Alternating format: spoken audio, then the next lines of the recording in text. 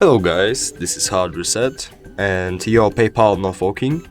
If payments won't go through, balance isn't updating, or you can log in, try this. Start your application. Then check your permissions.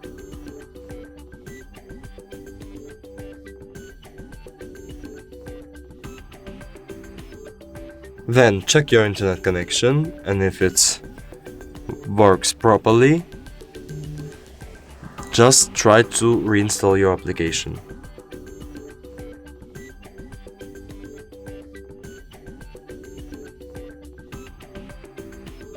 And here we go.